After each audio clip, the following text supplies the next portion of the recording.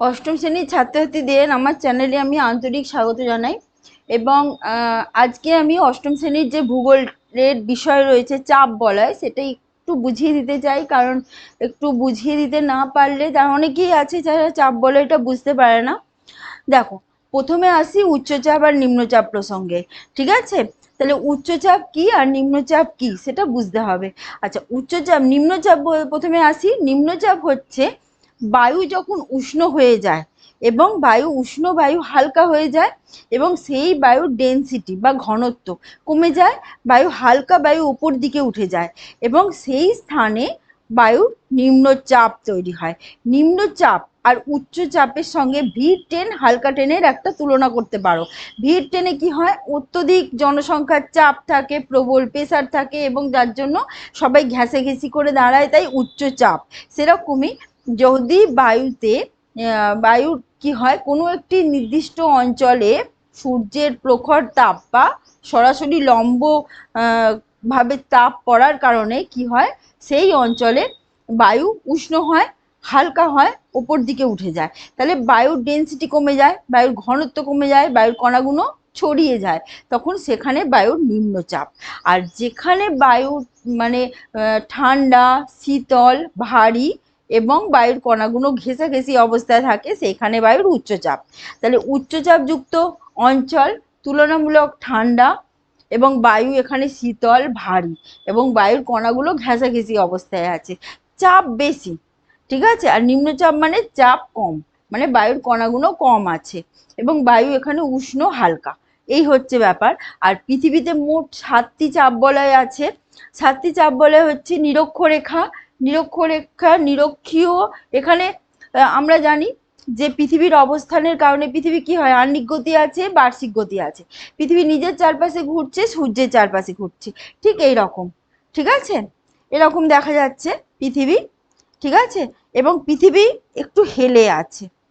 ঠিক আছে, 66.5 ডিগ্রি কোণ করে হেলে আছে। তা পৃথিবী এরকম ঘুরছে, যেটা এরকম করে ঘুরছে সেটা বলে আহ্নিক গতি। আর পৃথিবী এরকম চারপাশে ঘুরছে, সেটা হচ্ছে বার্ষিক গতি।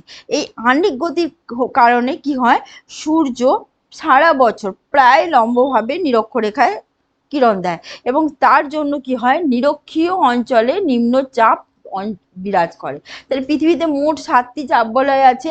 প্রথমে আসছে নিরক্ষীয় চাপ বলয়, নিরক্ষীয় নিম্নচাপ বলয়। ঠিক আছে, নিরক্ষীয় নিম্নচাপ বলয়, এক্ষেত্রে তোমার অবস্থানটা একটু বলে দেয়া আছে বইতে, যে এরকম নিরক্ষীয় অঞ্চলে সূর্যরশ্মি এখানে লম্বভাবে কিরণ দেয়, মোটামুটি এই অঞ্চলটা চাপ বলয়।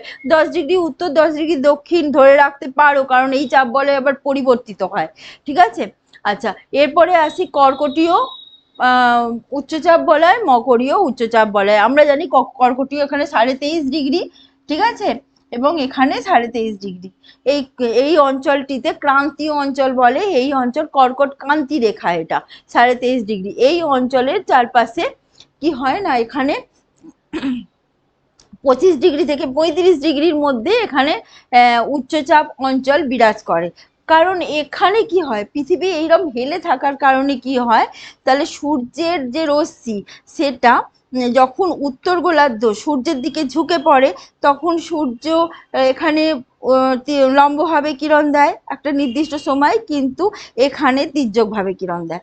তাহলে এখানে কি হয়, সূর্যের কারণে, সূর্যের উত্তাপের তির্যকতার কারণে এখানে লম্বভাবে কিরণ দেয়, এখানে তির্যকভাবে কিরণ দেয়, কিন্তু একটা নির্দিষ্ট ছোট সময়ের জন্য এখানে লম্বভাবে কিরণ দেয়।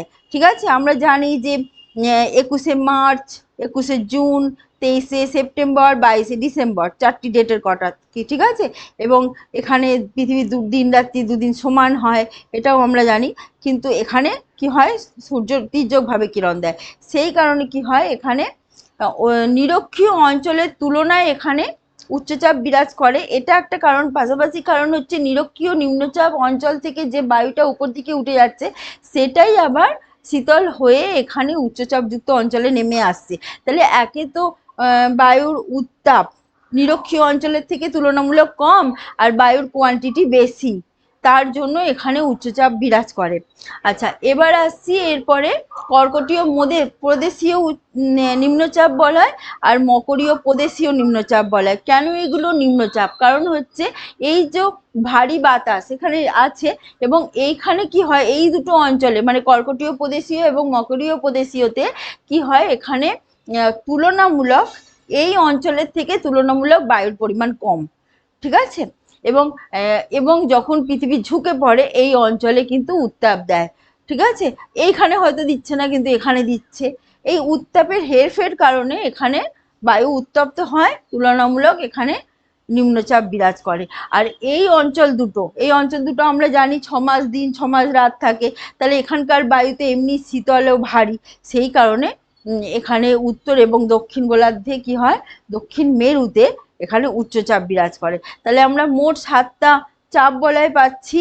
7টা চাপ বলয়তে পাচ্ছি আমরা নিরক্ষীয় নিম্নচাপ বলয়, কর্কটীয় উচ্চচাপ বলয়, মকরীয় উচ্চচাপ বলয়, কর্কটীয় প্রদেশীয় নিম্নচাপ বলয়, মকরীয় প্রদেশীয় নিম্নচাপ বলয়, সুমেরু উচ্চচাপ, কুমেরু উচ্চচাপ, ঠিক আছে। এই হচ্ছে 7টা চাপ বলয়। এরপরে দেখো যে নিরক্ষীয় শান্ত বলয়, নিরক্ষীয় যে নিম্নচাপ অঞ্চলটি, বায়ু দু রকম অবস্থাতেই বায়ু চলাচল কমে যায়। একটা হচ্ছে যখন বায়ুতে নিম্নচাপ সৃষ্টি হয় তখন কি হয়, বায়ুর কোয়ান্টিটি কম, পরিমাণ কম, বায়ু চলাচল কমে যাচ্ছে।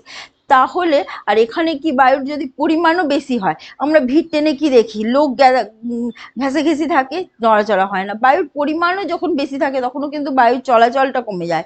তাহলে বায়ু এখানে কম আছে, বায়ু চলাচল কমে যাচ্ছে, সেই কারণে বাণিজ্যিক জাহাজগুলো এখান দিয়ে চলাচল করার সময় খুব অসুবিধা হতো, স্লো হয়ে যেত।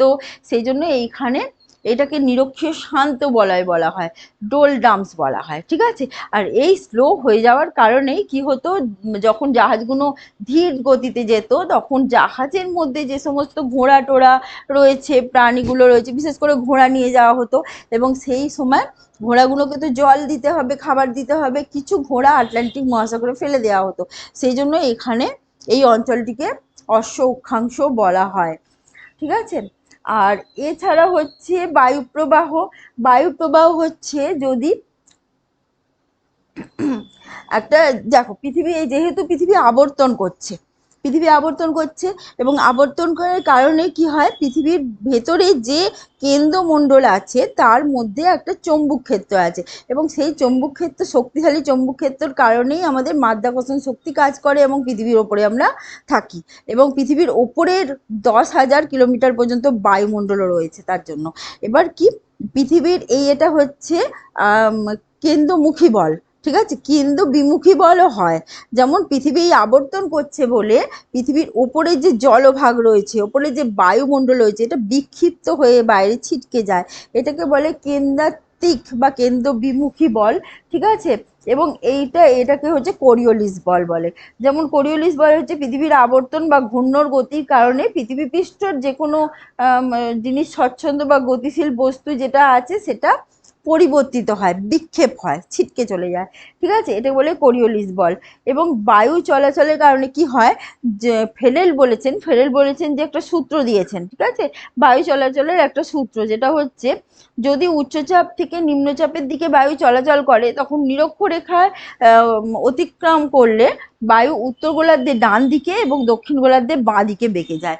যদি এখান থেকে এরম আসে ডান দিকে এবং এখান থেকে এরম গেলে বাঁ দিকে বেঁকে যায়, ঠিক আছে। এটা হচ্ছে ফেরেলের সূত্র, উত্তর গোলার্ধে ডান দিকে বেঁকে যায় আর দক্ষিণ গোলার্ধে বাঁ দিকে বেঁকে যায়। এই নিয়মটা বায়ু প্রবাহের জন্য কার্যকরী, সমুদ্র স্রোতের জন্য কার্যকরী, ঠিক আছে। আর 22 ব্যালটের সূত্র হচ্ছে, যদি দেখা যায় যে ডাচ আবহাওয়াবিদ 22 ব্যালট এটা বলেছেন 1857 সালে, তিনি বলেছেন যে যে বায়ু উত্তর গোলার্ধে যেদিক থেকে বায়ু প্রবাহিত হচ্ছে সেই দিকে যদি কেউ পিছন করে দাঁড়ায়, তার ডান হাত এবং বাঁ হাত বিস্তার করে দেয়, তাহলে ডান দিকটা হবে বায়ুর উচ্চচাপ, আবার বাঁ দিকটা হবে বায়ুর নিম্নচাপ। যেদিক থেকে বায়ু আসছে, প্রসঙ্গত বলি, বায়ু যেদিক থেকে আসছে সেই অনুযায়ী কিন্তু বায়ুর নামকরণ হয়। যেমন উত্তর দিক থেকে বায়ু এলে বায়ুর উত্তরে হাওয়া, দক্ষিণ দিক থেকে বায়ু এলে বায়ু দক্ষিণা বাতাস, ঠিক আছে।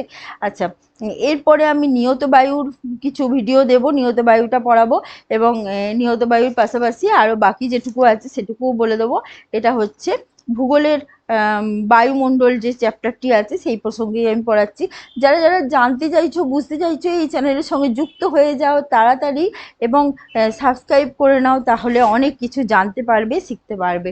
আজকে এই পর্যন্ত, বাই।